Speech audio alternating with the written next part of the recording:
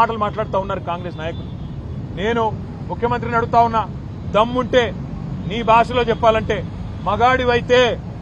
మగాడివైతే ఊళ్ళల్లోకి రా, సెక్యూరిటీ లేకుండా రా, పోలీస్ బలగాలను అడ్డం పెట్టుకొని కాదు, బ్యాంక్ అధికారులను అడ్డం పెట్టుకొని కాదు, వ్యవసాయ అధికారులను అడ్డం పెట్టుకొని కాదు, మేము కూడా వస్తాం, నువ్వు కూడా రా. ఏ ఊరికి పోతావో పోదాం.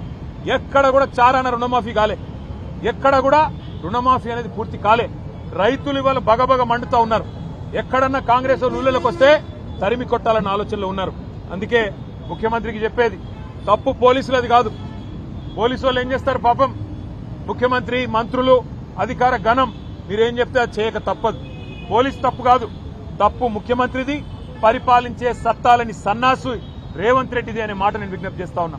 నేను పోలీసులకు కాకపోతే విజ్ఞప్తి చేస్తా ఉన్నా, మీరు కూడా అత్యుత్సాహం ప్రదర్శిస్తే మంచిది కాదు.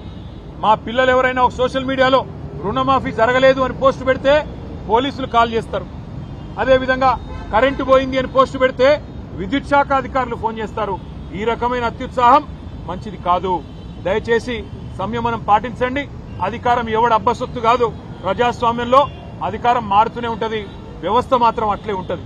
దయచేసి గౌరవ డీజీపీ గారికి మేము ఏదైతే విజ్ఞప్తి చేశామో, తిరుమలగిరి సంఘటన విషయంలో స్థానిక పోలీసుల మీద కూడా యాక్షన్ తీసుకోవాలా. ఎవరైతే హత్యాయత్నం చేసిండ్రో వాళ్ళ మీద 307 కేసు పెట్టాలి. కాంగ్రెస్ గూండాలను ఖచ్చితంగా అదుపులోకి తీసుకోవాలని విజ్ఞప్తి చేస్తా ఉన్నాం.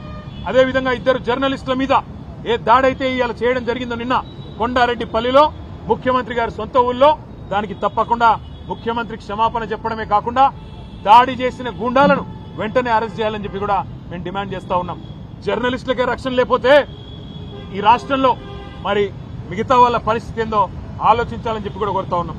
అదేవిధంగా బేరు సత్యనారాయణ అని చెప్పి మా నాయకుడు, మాజీ ఎంపీటీసీ, ఆయన మన మంచిర్యాల జిల్లాలో మంచిర్యాల నియోజకవర్గ కేంద్రంలో అక్కడ ఉండే స్థానిక కాంగ్రెస్ ఎమ్మెల్యే వేధింపులు, పోలీసును అడ్డం పెట్టుకుని ఆయన చేసిన హరాస్మెంట్ తట్టుకోలేక గొంతు కోసుకున్నాడు బ్లేడ్తో.